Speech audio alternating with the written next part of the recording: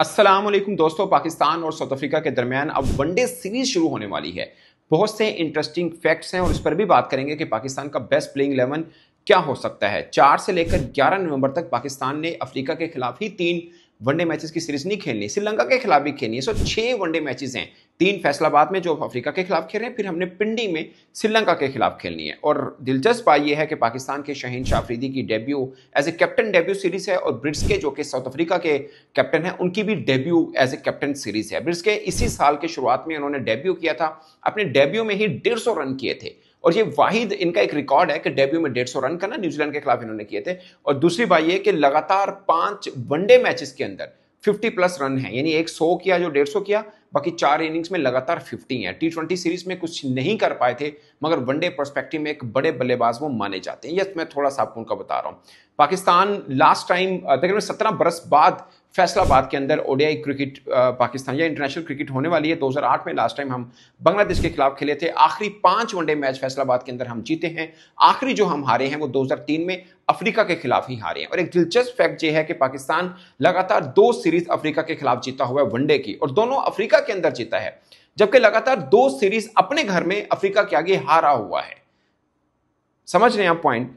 यानी 2 हम जो जीते हुए हैं वो उधर जीते, जबकि 2003 और 2007 में आखिरी जो 2 वनडे सीरीज हुई हैं वो दोनों पाकिस्तान हारा हुआ है। लास्ट फैसलाबाद के अंदर भी जो हम हारे थे वो भी हम अफ्रीका से ही हारे थे। बट आखिरी 4 वनडे मैचेस में 4 में हमें जीत है, 3 में क्लीन स्वीप। 3 मैचेस की सीरीज जो अफ्रीका के अंदर हुई थी उसमें तीनों में जीत मिली थी और एक हमने यहाँ पे भी इनको मैच हराया था जो tri nation series before champions trophy हुआ था, वो भी हमने इनको हराया था। ऑल टुगेदर वनडे में पाकिस्तान अफ्रीका से थोड़ा सा एक बेहतर एज में है। अगरचे 16 मैचेस हुए हैं पाकिस्तान के अंदर, 8 वो जीते हुए हैं और 8 ही हम जीते हुए हैं। ओवरऑल 87 वनडे हैं पाकिस्तान अफ्रीका दोनों में मिलाकर, और वर्ल्ड वाइड जो champions trophy one day world cup वगैरह में खेलते हैं उसमें से 34 पाकिस्तान जीता है और अफ्रीका 52 जीता हुआ है, एक 9 रिजल्ट हुए हैं। ये एक खास पॉइंट था। अफ्रीका की रैंकिंग 6ठी है, श्रीलंका की रैंकिंग 4थी और पाकिस्तान की ओडीआई रैंकिंग 5वीं है। ये बात मैं पता क्यों बता रहा हूं, क्योंकि मार्च 2027 तक हमें टॉप 8 में रहना है। अगरचे भी हम 5वें में ही हैं, खतरा नहीं है, बट हमें जीत रख के अपनी रैंकिंग को बेहतर रख सकते हैं, बरकरार रख सकते हैं। मार्च 2027 तक अगर हम टॉप 8 में रहते हैं तो डायरेक्ट क्वालिफिकेशन है वर्ल्ड कप की। खुदा न खास्ता उससे नीचे गए, 9वें नंबर पर आए तो फिर क्वालिफाइंग राउंड खेलना पड़ता है, जो अभी तक पाकिस्तान ने खेला नहीं। आई होप कि नहीं खेलेगा, हम बेहतर खेल पाएंगे उनसे। ये एक इंपॉर्टेंट चीज़ थी। हम प्लेइंग 11 के ऊपर भी बात कर लेते हैं, लेकिन एक खास पॉइंट कि पाकिस्तान का तकरीबन 2 गुना ज्यादा तजर्बा है पाकिस्तान के वनडे स्क्वाड का as compared to South Africa के वनडे स्क्वाड। उनका बनते हैं 299 मैचेस बनते हैं उनके तमाम खिलाड़ियों का, उसमें से 3 तो डेब्यूटेंट है, बाकी 12 का आप कह सकते हैं। और बाकी जो 12 में से भी 150 तो खाली डिकॉक के हैं और 71 नगीदी के हैं।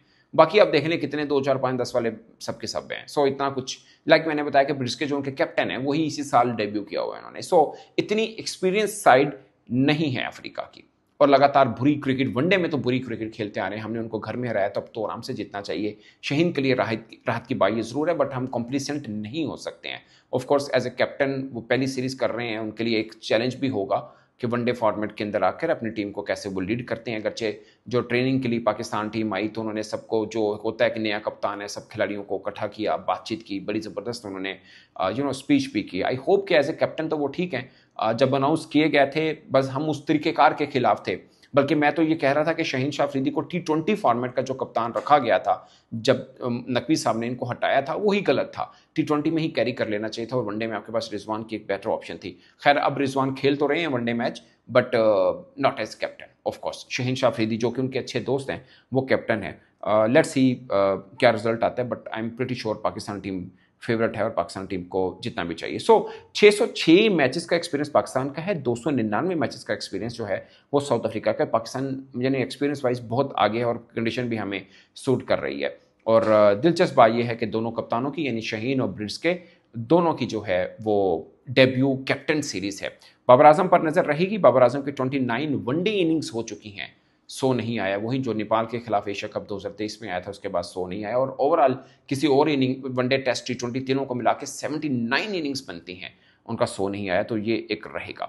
अब पाकिस्तान के प्लेइंग 11 की अगर हम बात करें, उसके अंदर आप अपनी राय भी नीचे कमेंट के सूरत में बताइएगा कि आपके ख्याल में बेस्ट प्लेइंग 11 क्या बन सकती है, क्योंकि ये लगातार समझें कि 7-8 दिनों में हमने 6 मैचेस खेलने हैं, including 3 against South Africa and 3 against Sri Lanka.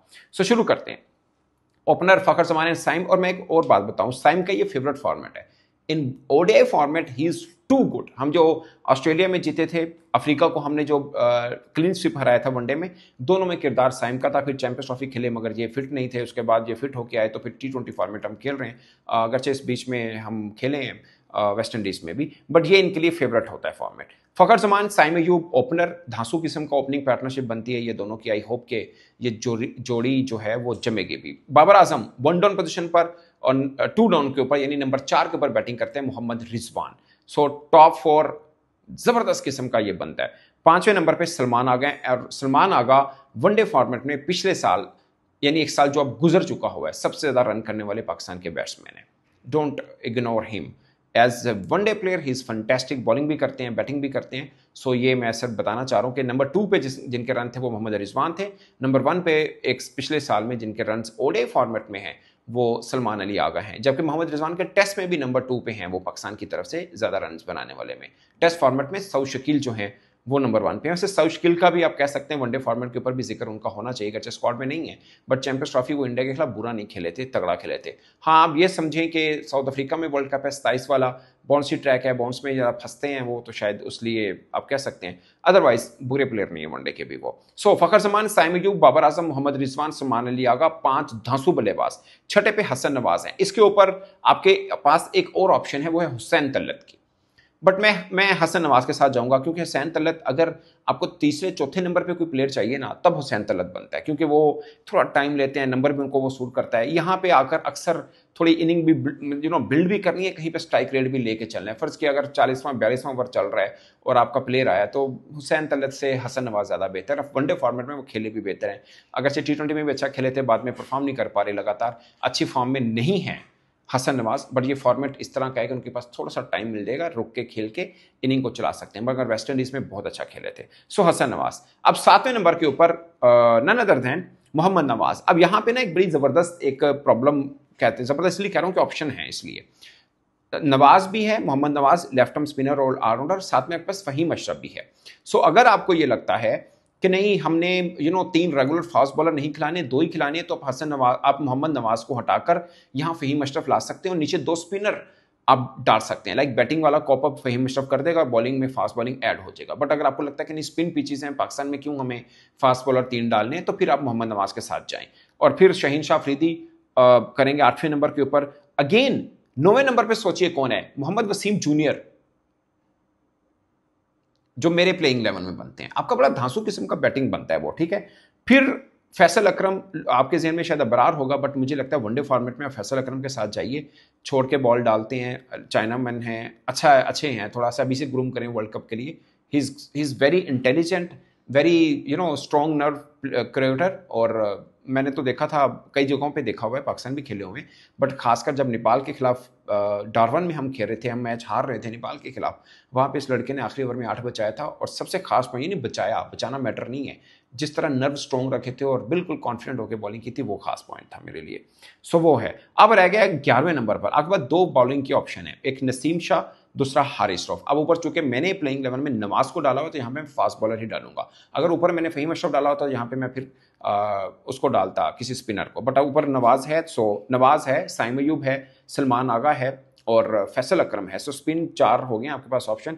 यहाँ पे तीसरा फास्ट बॉलर ही बनता है। वो अलग बात है कि हो सकता है हमारी टीम मैनेजमेंट यहाँ पे भी फहीम अशरफ डाल दे कि बॉलिंग तो उन्होंने अच्छी की है, थे भी पा दो, बट कंप्लीट बॉलर डालने तो बेहतर रहेगा। तो मेरे ख्याल में नसीम शाह के लिए अच्छा फॉर्मेट है, वनडे फॉर्मेट थोड़ा स्विंग अच्छा डालते हैं। सो नसीम शाह या हारिस रऊफ, दोनों में से जो ऑप्शन है। तो जो मेरे मुताबिक प्लेइंग 11 पूरे के पूरे 11 जो बनते हैं, वो फखर जमान, साइम अयूब, बाबर आजम, मोहम्मद रिजवान, सलमान अली आगा, हसन नवाज, मोहम्मद नवाज, शहीन शाह अफरीदी, वसीम जूनियर, फैसल अकरम और नसीम शाह। ये मेरे बनते हैं